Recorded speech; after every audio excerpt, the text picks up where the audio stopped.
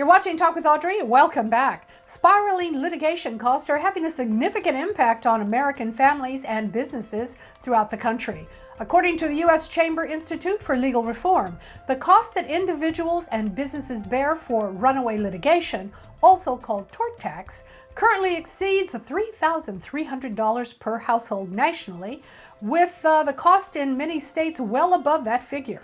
My guest today is Lynn McChristian. She's the director of the Office of Risk Management and Insurance Research and senior instructor at the University of Illinois. Welcome. Thank you. Thank you for having me here. Thank you for joining me. Well, let's talk about, first of all, that $3,000 per household nationally is what it cost us for other people to sue. Hello? Yeah, and it may be going higher. That's incredible, Lynn. Why is that? Well, what's happening is we're bombarded with lawyer advertising, and it's making people think that they should not make a move to get restitution for injuries or accidents that are, that happen to them without a lawyer. That's just not true. Sometimes, even for a simple claim, people are calling lawyers. That's ramping up the cost of legal settlements. And here's another thing. There's something happening called third-party litigation funding. And what that is investors will bankroll a lawsuit.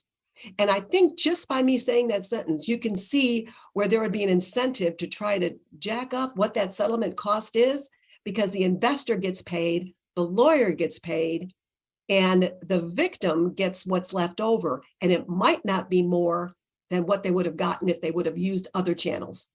Well, what other channels could someone use? I thought you had to have an attorney to pursue damages. No, you do not. No, you do not. Like, say, for example, if you had a simple customer error being made, you can go through customer support. You have an insurance claim.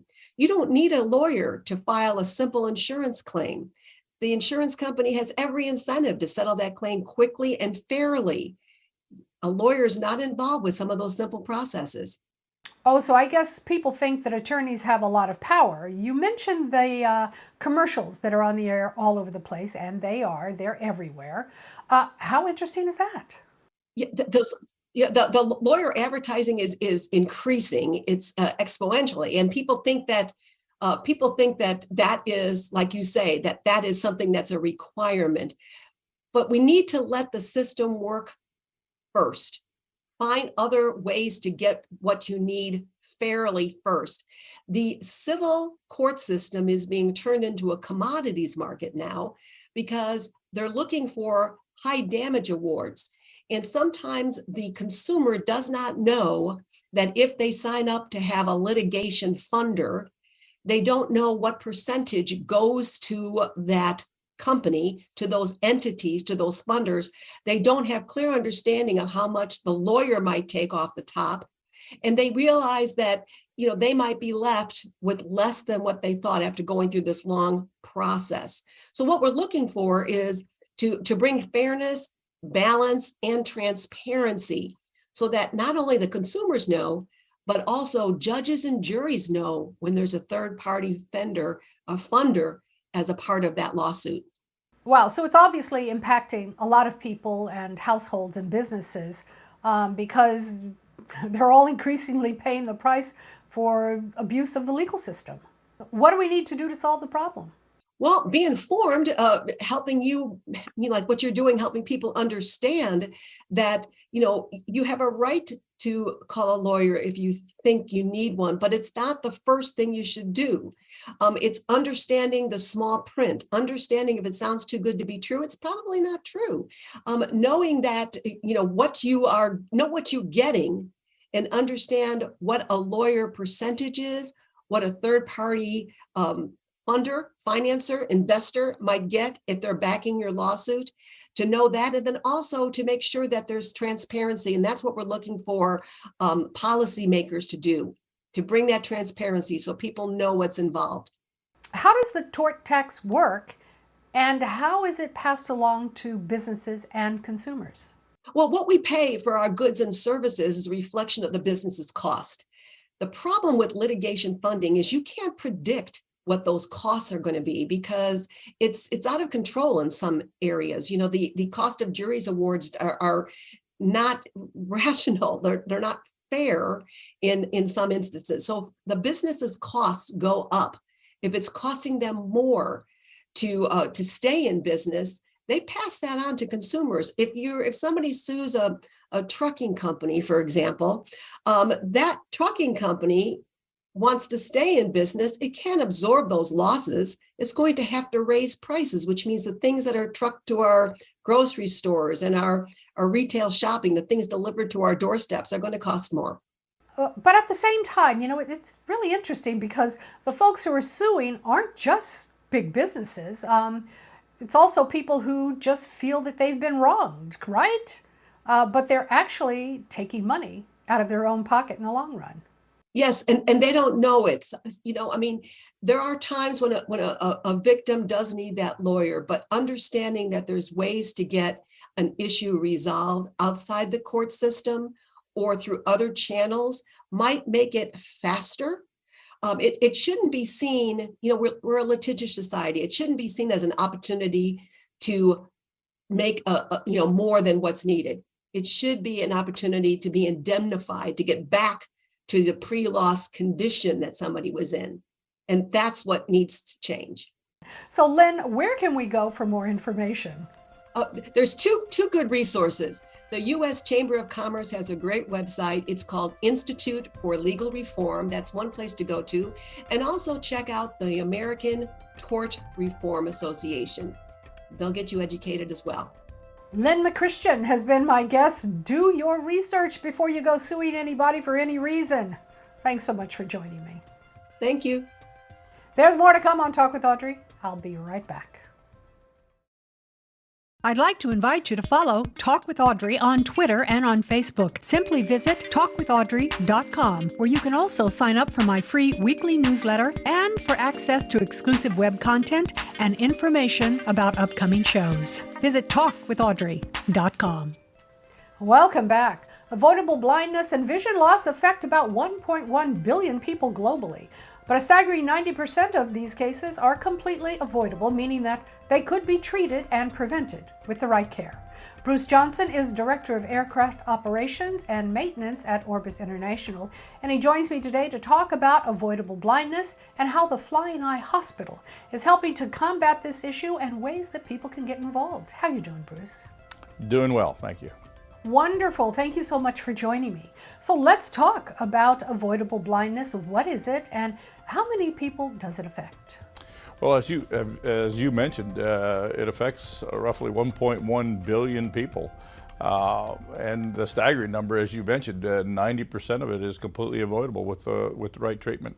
But more importantly to me personally, avoidable blindness, what does that mean? Well, my youngest son was born with strabismus, which is, for most of us, you probably met somebody whose eye might turn in a little bit, or cross-eyed type looking.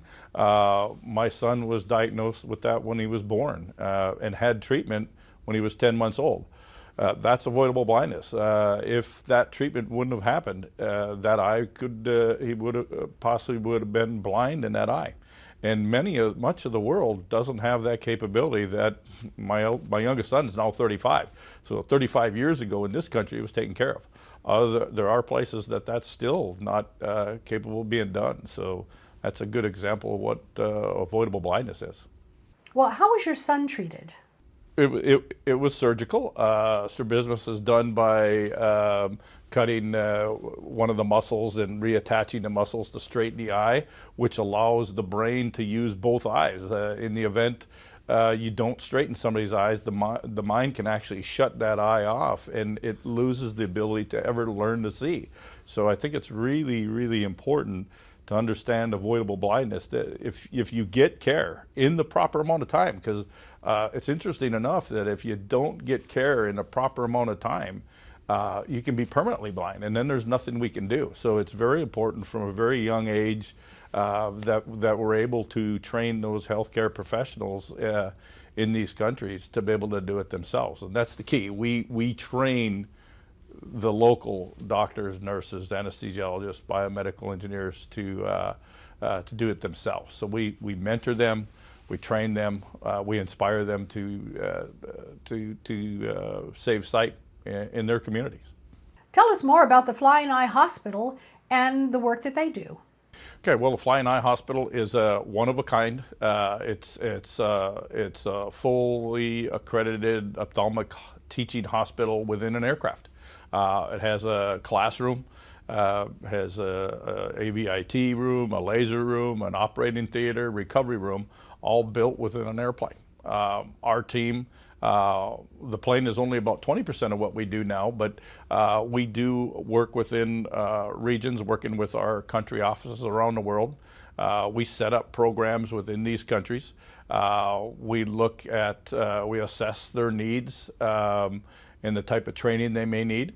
And we help them make assessments on the best teaching cases. Because remember, although the goal is to eliminate preventable blindness in the world, we've decided the best way to do that is by education and training the locals. So teach a man how to fish philosophy is what we're doing.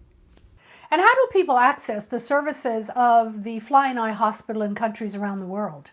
Yeah, certainly through our country offices, country programs, people reach out to those country offices. We're invited in, and we make assessments and we set up programs to go in and to do that training, education, skills transfer, hands-on training throughout. We have a web-based system as well. It's very important that that we work with the local governments and agencies to do that training. The key there is also we're a non-for-profit, so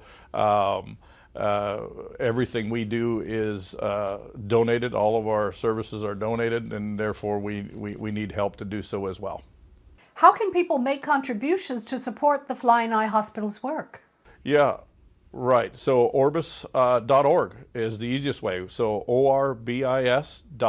You can go on there and click on the donate button, and also look at all the other things that we may have to offer, as well as showing you the areas for which we're working. So it's key to remember that during this giving season, there's no better gift than the gift of sight. Absolutely, and I can also imagine that professionals around the world have benefited from the training and are now able to treat people and help prevent blindness. Right, certainly has. Not only that, the economic impact that eye care, or it basically is estimated that every dollar invested in eye care has a $4 increase to the economic impact in that country. You can imagine in here in the U.S. we have a lot of different abilities for the blind. We have education, training. We get the work related. In some other countries, that's not there. It at least takes one more person out of the economic landscape when you have someone that's blind in some of these countries. You take the blind individual, and then you take somebody that has to take care of them. So to eliminate preventable blindness in the world has a great economic impact. Orbis International is a global eye care nonprofit. They're fighting avoidable blindness by training eye care professionals around the world. For information about the Flying Eye Hospital, visit orbis.org. Thanks, Bruce. Thank you. Welcome back. Thyroid eye disease, or TED, is a chronic autoimmune disease which can cause eye bulging, double vision, and debilitating eye pain, among other symptoms. It can result in serious long-term damage, including vision loss, if it's not diagnosed early. TED is most common among people living with Graves' disease, and in fact, up to 50% of those with Graves' disease may develop TED, but many don't know it. Here to share her experience with Graves' disease and the symptoms of TED is Wanda Durant, patient advocate, entrepreneur, philanthropist, and mother of the NBA's most valuable player and three-time Olympic gold medalist Kevin Durant.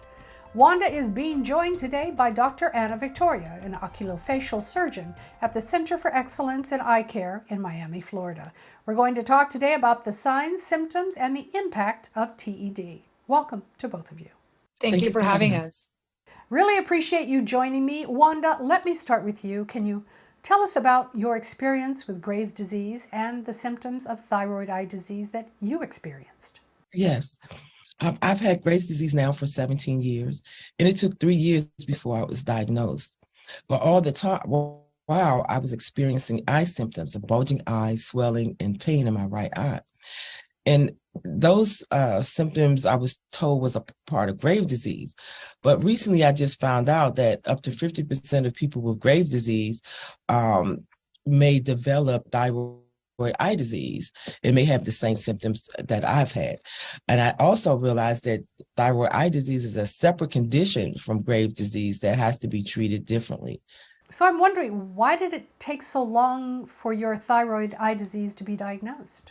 I'm not exactly sure why it took so long before I realized or that I was informed that it could be the symptoms that I was having could possibly be thyroid eye disease, but I'm just grateful that I'm aware of that now. And so I can go to focusonted.com and learn more about thyroid eye disease and to also find a thyroid eye disease specialist.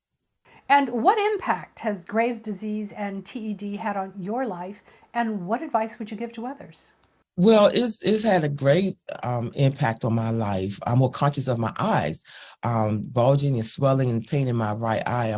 I'm always noticing that, and so what I've done is I've talked to my doctor, and I have an appointment to see a TD eye specialist so that I'll know for sure if that's what I'm experiencing. And so what I would encourage anyone with Graves' disease to do is to be aware of your eye health, notice the changes of your eyes and speak up and tell your doctors what is going on. And so that's how it has impacted me. Dr. Victoria, Wanda mentioned that it took a while for doctors to diagnose her thyroid eye disease. Why do you think it took so long, and what are some of the symptoms of TED?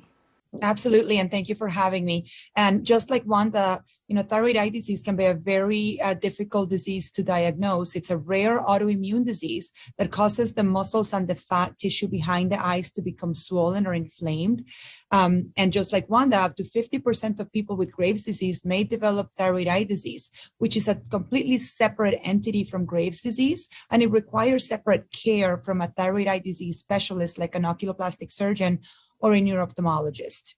And just like Wanda was saying, some symptoms may be very mild, like just grittiness, dryness, irritation, or they can be more moderate or severe, like double vision, bulging eyes, swelling, or even loss of vision or loss of color vision. And now patients that are at risk are, of course, the ones that we mentioned, Graves' disease. They're at higher risk of developing thyroid eye disease, but patients with other thyroid conditions may also develop thyroid eye disease. And even patients that don't have a condition of the thyroid may still develop thyroid eye disease. And it's most commonly diagnosed in women. We're 5 times more likely to develop thyroid eye disease than men. People that smoke are also at higher risk. And so again, if you're having any of those symptoms, we are encouraging our patients to advocate for themselves and to speak to their eye specialists or their primary care doctors about their symptoms, and really look for a specialist that can potentially diagnose them earlier, and as opposed to waiting 3 years to be diagnosed like Wanda. So focusonted.com is going to be a great resource for those patients. And how is thyroid eye disease treated? So there's a myriad of treatments for TED, and most recently there's been a great development of treatments for thyroid eye disease. And again, it's usually treated by a thyroid eye disease specialist, and we're encouraging patients to get treated early as opposed to later, as thyroid eye disease can cause serious damage to their vision and the appearance of their eyes. Is surgery ever indicated as a treatment option? Absolutely. Yeah, so there's the different ways to treat it. Early intervention may be just symptomatic relief, like, topical medications on the eyes. It can actually be, graduated up to even infusions through your blood with medication, or even systemic medication. And then in other cases, when we actually have to rehabilitate the eye, we may need to do eyelid surgery or orbital surgery if the vision's being compromised, or if there's actually disfiguring disease that is either causing the bulging of the eye or misalignment of the eye. All right, guys. So, we all have stuff go wrong from time to time with our eyes, right? Maybe you think it'll go away, but the truth is it might not. As a matter of fact, you could have some underlying issues, and you really probably should speak with your doctor or your healthcare provider. Wanda, thank you so much again for sharing your story with us. Dr. Victoria, where can we go for some more information and resources? Absolutely. So self-advocacy is really important for patients. If you have any symptoms, if you're having any kind of issues with your eyes, we encourage patients to go to focusonted.com. That's focusonted.com. And they can find more information about thyroid eye disease, as well as eye specialists that are able to treat this condition. There's more to come on Talk with Audrey. I'll be right back. You're watching Talk with Audrey. Welcome back. The holiday season is upon us, and a lot of us are, of course, thinking about gift giving, but we're also looking for ways that we can give back. Well, Nordstrom is on a mission to connect with local communities by providing basic needs for kids and their families. Joining me live from Nordstrom's flagship store in New York City, Vanessa Bump, head of social impact and corporate giving for Nordstrom Inc. She has 5 simple ways to give back this holiday season to help those in need. Hi, Vanessa. Hi, Audrey. This is such a wonderful season, and it's true. We are thinking about gift giving, but we also want to give back. So what are some of the things that we can do to support those who might need a helping hand around the holidays? Well, at Nordstrom, giving is in our DNA, and we know that the holidays are a very busy time for our customers, so we're making it super easy to give back. So join us at any Nordstrom store or any Nordstrom rack, plus our online business, to give back to Operation Warm and Big Brothers Big Sisters. So at checkout, you'll have the opportunity to make a donation to either of these incredible organizations. And tell us more about those organizations. Yeah. So Operation Warm is our giving partner at our Nordstrom stores. They produce and manufacture high quality, brand new kids' coats. Our goal is to donate 20,000 coats to underserved kids across America with this incredible organization this holiday season. And then Big Brothers Big Sisters is our nonprofit partner at rack stores and online.